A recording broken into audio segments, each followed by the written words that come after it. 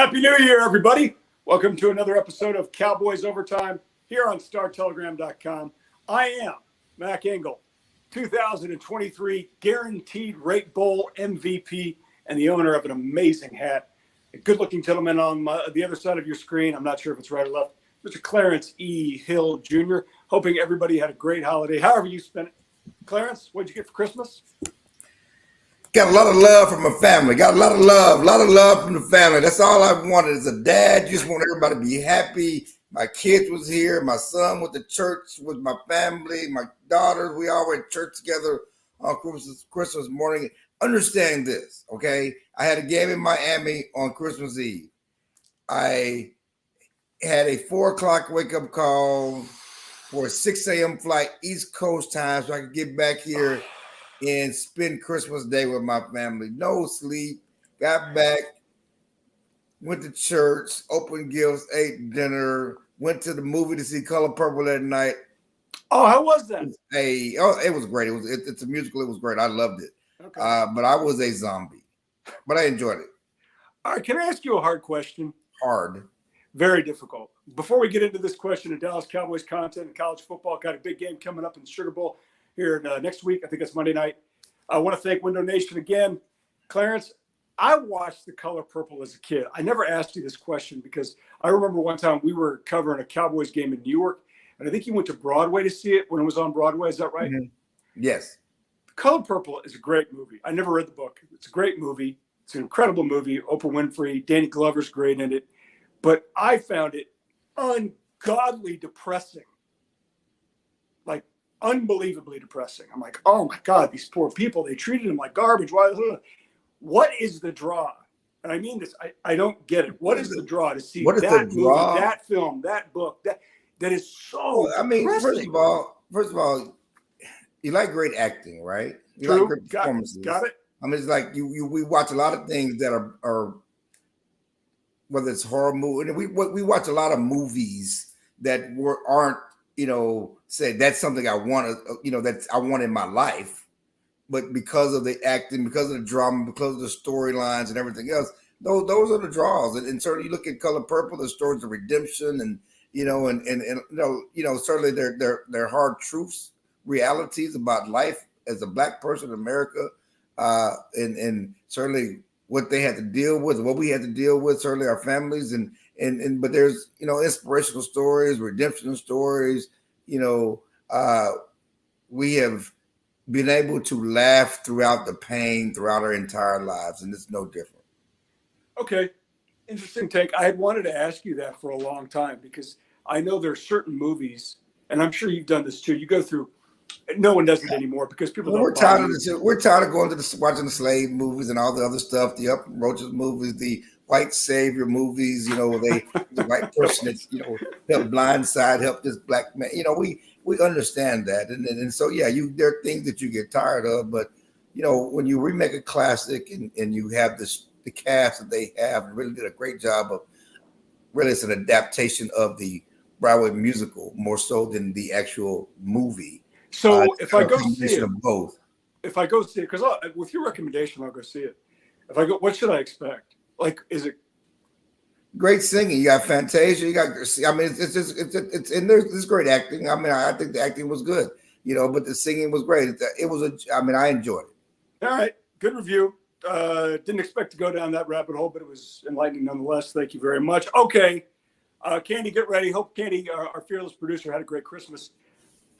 She's getting ready to have a big New Year's party. I just wanted to just talk to while we were waiting on you as usual. We just talked about her plans, and she's got a lot of friends coming over. She's gonna be they're gonna pregame at her house before they hit the bars. So she's pregame. Did you get an invite? I just want to know, did you get an invite? No, Candy, did that invite get lost in the mail or? Yeah, my number. She's awfully quiet. Clarence, we have a Christmas miracle coming on Saturday night at AT&T Stadium. Anybody who questions the presence of a higher power should suspend that at least for the next couple of days because Jimmy Johnson, look at that picture. God, that's a fine head of hair. It's amazing. Jimmy Johnson is going into the Cowboys Ring of Honor. Clarence, you wrote about it, and I can't remember whether it was September or October. You nailed it when you said there is a cloud over this Ring of Honor until you put Jimmy in. Right. Well, that cloud is lifted. Let the sun shine on all of us. Jimmy Johnson's going to be there. Jerry Jones will obviously do this. You said it a couple months ago when he announced it before the Cowboys won at Carolina. It was a waste of time game. It upstaged the whole game. It was like, why are we even doing this? But Clarence, because you know both of these guys, I've talked to Jimmy a few times. I talked to him last year and, raised the subject. Why does it matter to you? And he was kind of at peace with it. But I think for a lot of former players, Tony Casillas comes. There's a ton of them. Michael Irvin, Emmitt Smith. This should be a reunion for Cowboys fans. What does this mean to them that this guy, the architect of those great teams, is finally getting his day on Saturday night? Yeah, I kind of wrote about it in our preview for the game. This kind of puts a bow on the 90s. We can finally close the door on the 90s. We can finally, wrap up the 90s, and because this divisiveness, again, this is a big deal. The whole Fox crew is coming. Okay, ESPN is broadcasting it live at halftime. This Ring of Honor announcement. Yes, all the players from all those Super Bowl teams, they're going to be here. It's a big deal. It's a big deal because when Jerry brought Jimmy and fired Jerry, and this is former high school fired Tom Landry. You mean?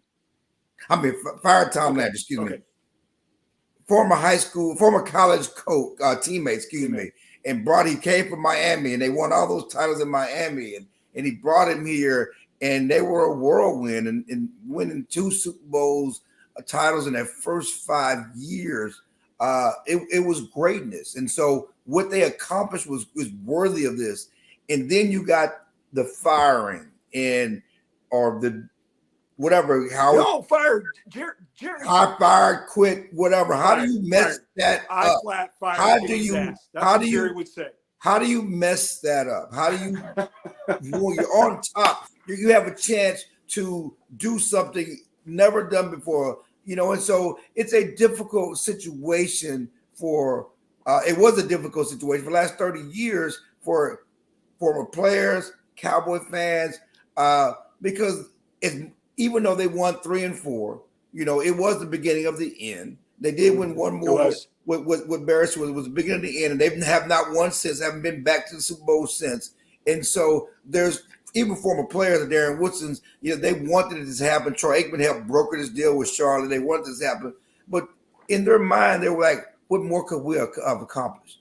Could we have won 3 straight? Could we won 4? I mean, that's in their mind, whether you agree with it or not, and it's justified.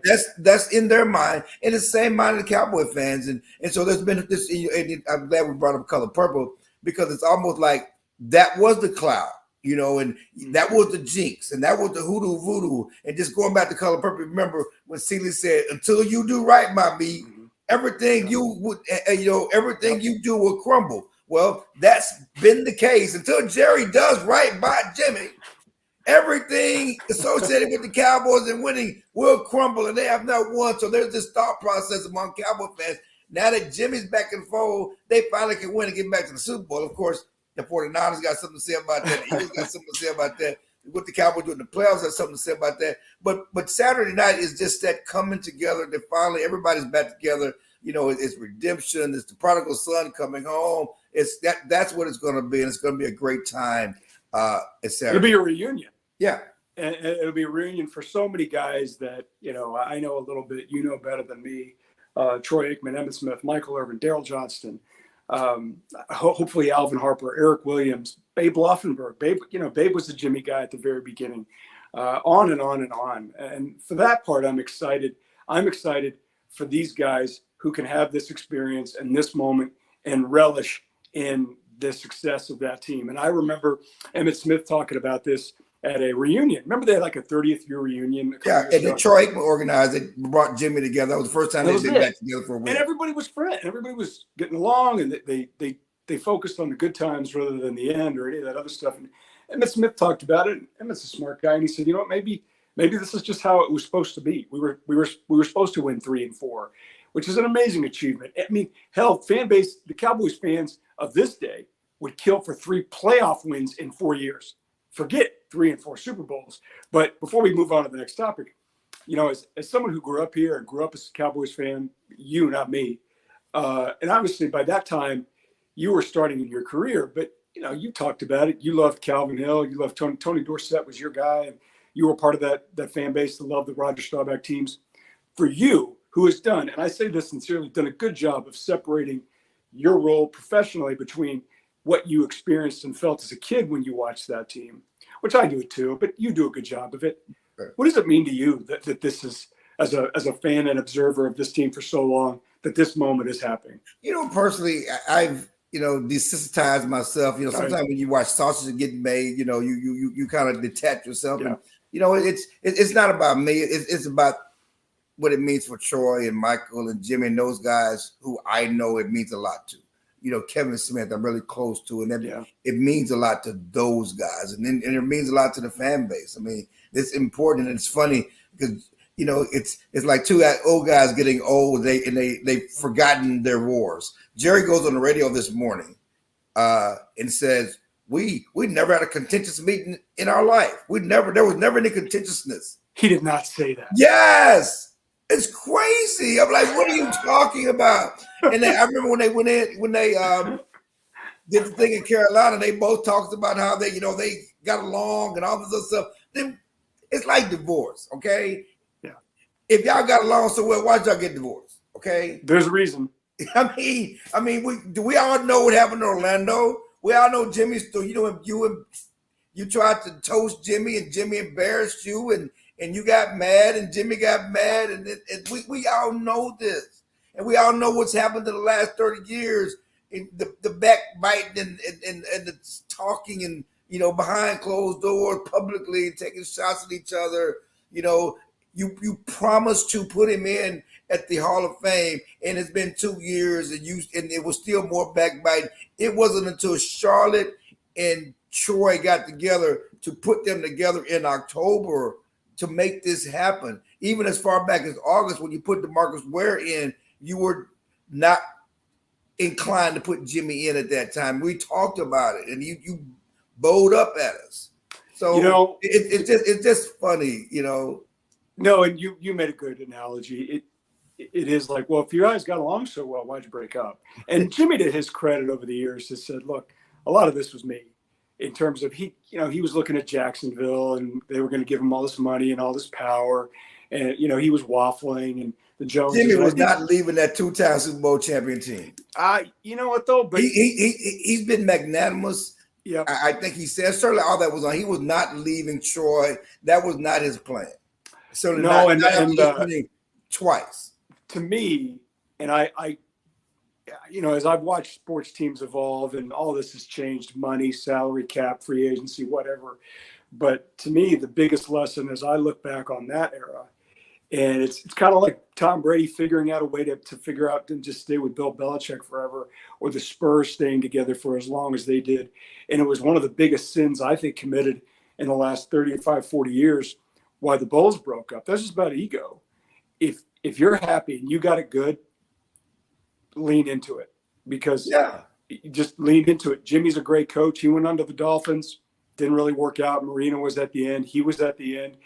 My God, look what's happened to the Cowboys since that relationship fell apart. Look at the Chicago Bulls, the Spurs. Look what the Astros are doing now. If you've got it good, you don't sit there and fight over who gets credit. You better lean into it and love it, because when it's over, and it may never come back. Yeah, no doubt. And I think that's what they're appreciating their time together now, which is why they're being magnanimous with each other about, we never had a fight. We loved each other. We were brothers and everything else. It's a great story. But it's all Saturday night. This reminds me, and I don't know if you went through this too. My grandparents are gone. They were, my grandmother died when she was in her 70s, and my grandfather, God rest his soul, lived for another 15, 17 years after she passed. I love my grandmother to death. She was the world's worst cook ever.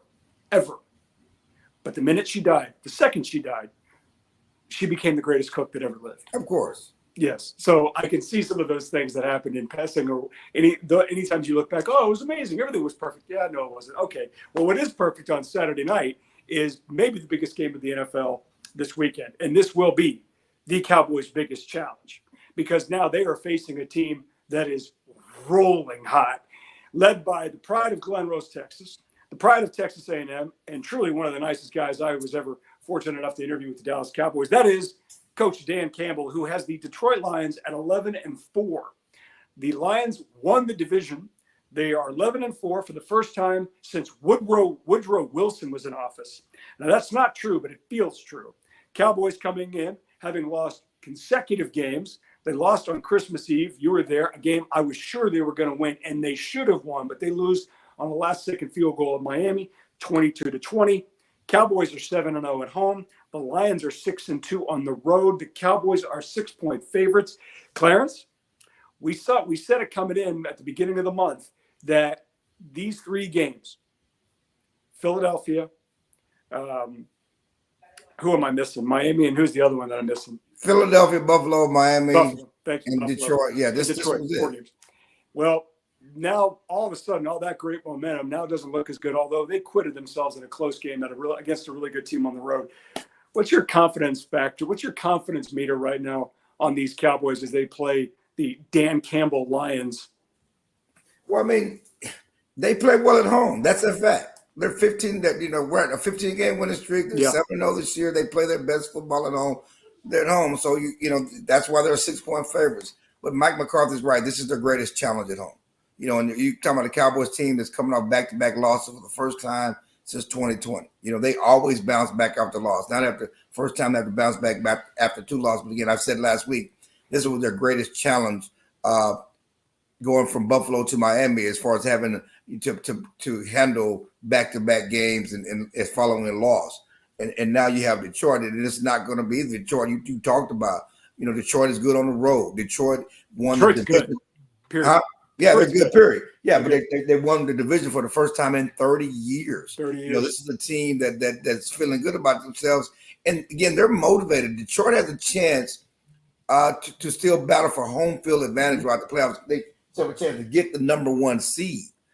So they have a lot to play for. They would love nothing more than to christen their coming out party, their 30-year breakthrough, by showing up the Cowboys on Jimmy Johnson night, national TV, national audience in prime time.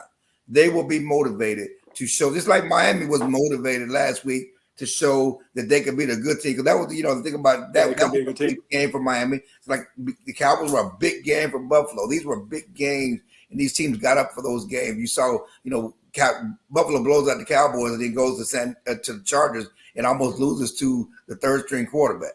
But they got up for the Cowboys, and Detroit will be up for this game on Saturday night. So it's a huge challenge. And keep in mind, the Cowboys still have something to play for. A lot. Despite the back-to-back losses, they're still in the hunt for the NFC's title. It's a long shot, but if they win their final two games and the Eagles drop one game against Arizona or the Giants, and the Giants really almost gave them a Christmas gift a couple of days ago, by giving the Eagles all they wanted on the road. They play the Giants at home. If the Giants are coming to play in the final game, that could happen. I could see Philadelphia losing one of those two games. Yeah, and the Cowboys will win the division. So if they win out, they got to go to Washington. That assumes they win on Saturday. Yeah, you got to win. I think they're going to win. Yeah, and then they got to go to Washington and win that game. Okay, we've talked too much before the break. We got more to talk about here on Cowboys Overtime, but first a word from our friends at Window Nation. Window Nation, the star of window replacement and proud partner of the Dallas Cowboys, can help you fill the house this season with savings. Buy 2 windows, get 2 free, and make no interest payments for 60 months, 5 full years. Fill your house for a customized authentic Dallas Cowboys jersey while supplies last. You could even help fill the Cowboys house and win tickets to a game. Visit windownation.com/Cowboys now for details. Call 866-95-NATION. Window Nation, proud partner of the Dallas Cowboys. Thank you very much, Window Nation. StarTelegram.com, Cowboys Overtime. I'm Mac Engel, guaranteed rate bowl MVP. Mr. Clarence E. Hill Jr. Clarence, the Cowboys have a defensive player who now it feels like he might be a victim. Victim. Micah Parsons Outstanding linebacker. Oh, thanks, Candy. You got the picture I needed. Is Micah Parsons being officiated unfairly? Before you answer that question, let me answer it for you. Yes. All great So is players. TJ Watt. So they all are. Anybody that good. Anybody that good. Lawrence Taylor, Luka Doncic, Dirk Nowitzki, Mike Modano, who else? Micah Parsons, DeMarcus Ware. Anybody that good. That LeBron James. Can we say LeBron James? LeBron, absolutely. Name them. Seriously, name them. Anybody that big, who's that fast, who can go in a million different directions, is going to be treated unfairly because they can do things that are unfair against other guys. Okay, but the main issue is when a guy has him wrapped up right in front of the official. That had nothing to do with his speed. His hand to his face. He has his hand on his face mask. He has him wrapped up. I mean, he had a sack against the Eagles where he was bear hugging him all the way to the quarterback, and they didn't call it. Gave him the sack. But how do you not see the flag? It doesn't make. I mean, I understand because that's what Jerry says, and Michael's on 4-3, and I do things other guys can't do. But when a guy has his arm around you can see that. That's your job. You're back there. I mean, I was watching bowl games last night, and they were calling obvious flags. If a guy is wrapping somebody up and grabbing his shirt, they throw the flag. Against Micah, he's drawn 2 holding penalties all season, and none since October 16th. He's gone more than 9 games without a holding flag, and they're obvious. Some are just so blatantly obvious right in front of the officials. I just don't get that. I don't understand whether it's Micah or T. How do you don't? It's right there. Open your eyes. Do you think though? Okay, so let's go back to the Philadelphia game. He plays with the flu, maybe food poisoning. Wink, wink. But he plays with the flu, 76% of the snaps, and I think he had a sack or 2. Should probably have 4 or 5. That's my contention. You could probably however many sacks he has in a game, double it. That's what he should have had, but they're not calling it. And I asked him after the game. I don't know if you had a chance to read it or not. I asked him after the game, what percentage of pass rush attempts do you feel like you're being held? He said 75%. I'm like, 75. I was like, that's impossible. And the more I thought about it, he's like, I thought, yeah, that's probably about right, 75%. And one of the things you and I've talked about here on Cowboys Overtime, we've seen NFL players do it, and he's done it a few times, which is he's rushing the passer, he's being held, and he just does this right in front of the ref, all in an attempt to get a call. And he's not getting them. And I asked him, I was like, why are you doing it? He's like, because might as well. Fletcher Cox and these other guys are getting the calls. I'm not getting them, but I might as well try. But to your point, you're dead on right. That's great that you do that. But if you do it, it's a give-up move, and you've basically eliminated yourself from the play.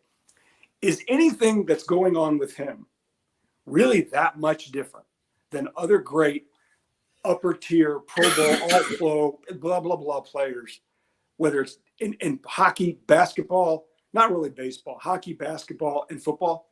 Like, I'm sorry, they're just too good. Even amongst all these exceptional athletes, I'm just like, man, sorry. If we start calling a flag for you, we're going to be calling them on every single play. Because unless it's Trent Williams or some other freak right up on the left side of opposite you, brother, you're too good. I'm sorry. Deal with it. Yeah, I mean, I hear you. The problem is there could be game changers, and they are.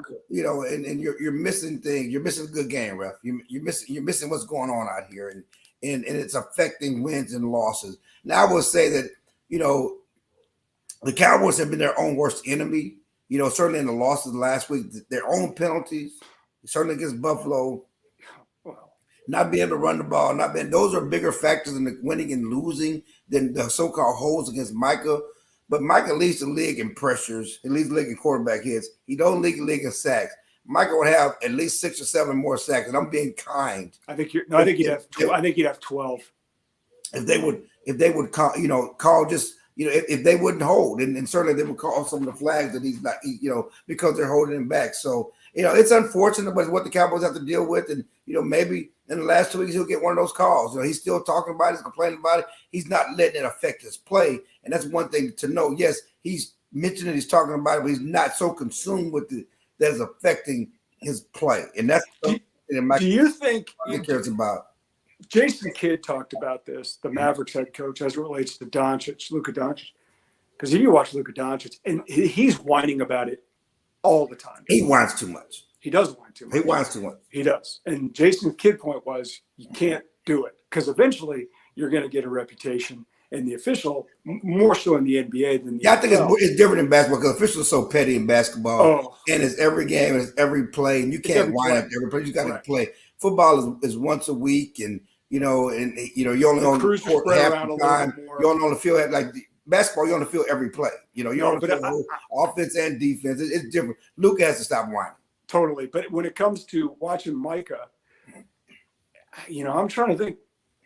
Do you think it's really any different from Micah than it is TJ Watt or any super elite pass rusher? I grew up on Lawrence Taylor. I love Lawrence Taylor. Are you going to tell me that guy, you couldn't put a finger on Lawrence Taylor? No. You're right. I think that's true. But I do think that because Micah runs a 4.3, he does things that TJ Watt can't do.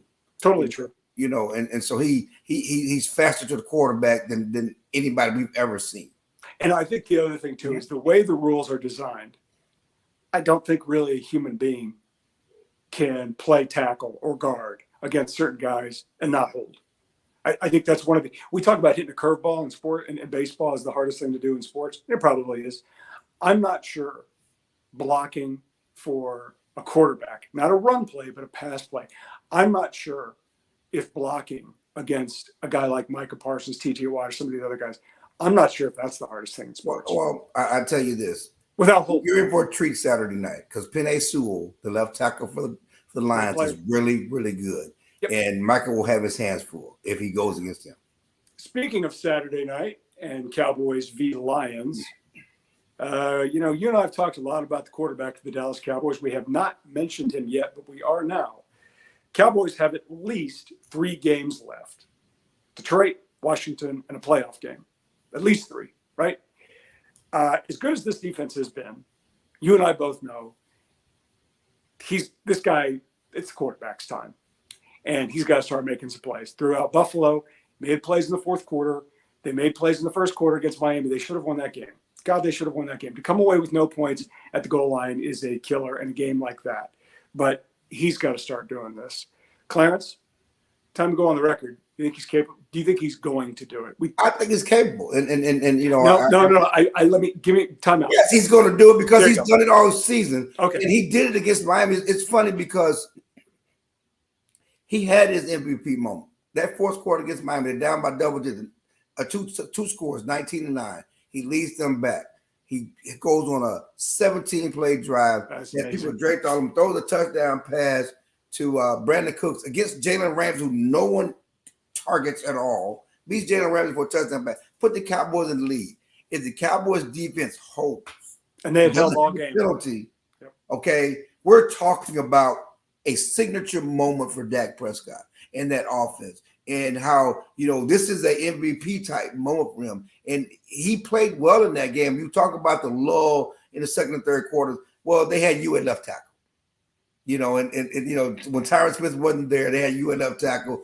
And, open the game, they drove right down the field. They were trying to get points. They were right there. Tony Pollard inexplicably doesn't get in. Again, we've talked all season about not having a hammer. And then Hunter Luepke fumbled the ball. But Dak played well. Dak played well enough to win that game. The defense didn't hold him. And so, but yes, I think Dak is going to play well. He has played well. He's played well all season. And he's, his numbers, his games, everything is right there in front of him. But yes, it's going to be up to the quarterback. And my point with this topic is that we came into the season saying the Cowboys, best chance of the Cowboys get the Super Bowl because they have this championship defense. And Mike McCarthy said, we're going to run the ball and we're going to protect the ball and we're going to limit mistakes and we're going to protect our defense because defense is the way.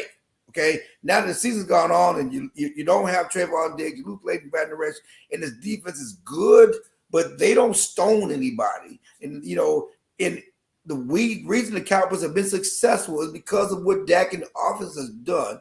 And they have to get out front. They have to set the tone, get leads so the defense can play with a lead, because when they play and when teams are able to run and do everything else, the defense can't hold them. So, yeah, it's up to Dak. It's up to Dak and the offense to lead the way if the Cowboys are going to be successful in the playoffs. Last topic, college football. We are right in the thick of bowl season. That's good or bad, depending on how you look at it. But on New Year's Day, we will have the college football semifinals. The big game, obviously, is the one in New Orleans. I'm not sure this is a good idea, but it's a night game in New Orleans between Texas and Washington. Tickets for this game are like $8 billion. Clarence, the subject is very near and dear to your heart. Last year, Texas played Washington in the Alamo Bowl. Totally different set of circumstances. Washington and quarterback Michael Penix beat the Longhorns. Quarterback Quinn Ewers as well. A year later, they're going to play now in the semifinal game. Washington has played in the semifinals before, years ago, lost to Alabama. This is Texas's first appearance in the college football playoff. Michael Penix, who was my vote for the Heisman Trophy winner. I know you and I disagreed about that. You're wrong. It's fine. Michael Penix is, to me, the best quarterback in college football. And I know Jaden Daniels is awesome. He had a great year. But for my money, what Michael Penix did, whether it was Indiana or Washington, to me, he was the Heisman winner. Clarence, give me your prediction. I think Texas is favored by 4. Last time I checked, they might have gone to 4.5. I think they're going to win. Do you? Well, first of all, I will be in the house in New Orleans. Oh, you're going? Yeah, I'm going. Oh, good for you. I'm going. I'm going to be in the house. I got a ticket, and I didn't pay $1 jillion. You know everybody. Okay, so I am going to the game. I will be there. I really regret I didn't go to the 2005, 2006 championship game because I was working and worried about the Cowboys. But I'm going to go, and made arrangements to get there, and I'm going to go, and I'm going to be in the house. And I do think Texas has a good chance to win this game. That Alamo Bowl, huh? You think it'll be a shootout? Like I think 20. I think it's going to be. I think it's going to be a shootout. I think it's going to be a high scoring game. I love Michael Penix and what he's done. Washington's defense is one of the worst. Washington's pass defense is one of the worst. In Texas, I don't think Washington has faced the receivers they're going to face with Texas. There's some pretty good receivers in the Pac-12. I'm talking about tight end. Yeah. Okay. Two draftable receivers, tight end, who are going to go in the first 3 rounds in the upcoming draft. So it's going to be a shootout. And Texas, certainly.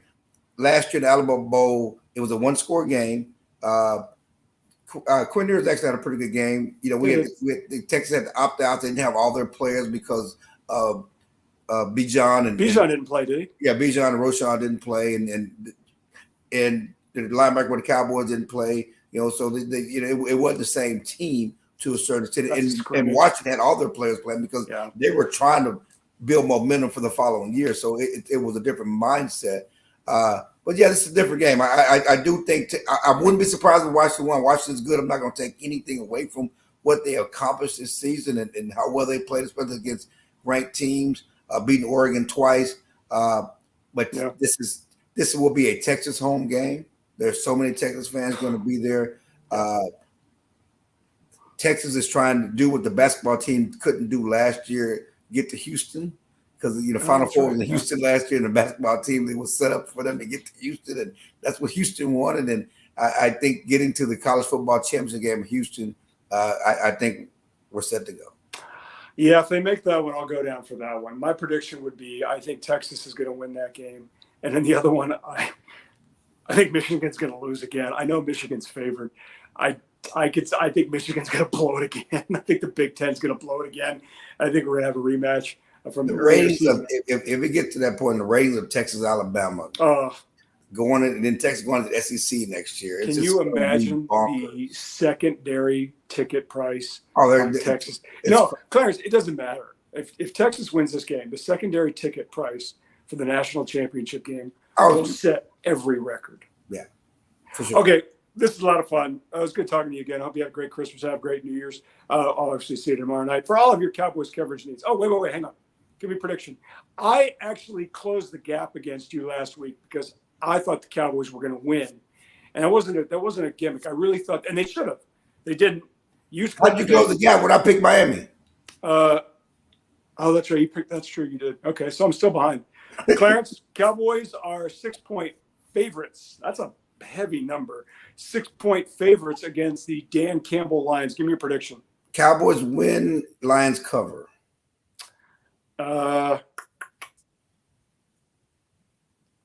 I'm going Cowboys win, Cowboys cover.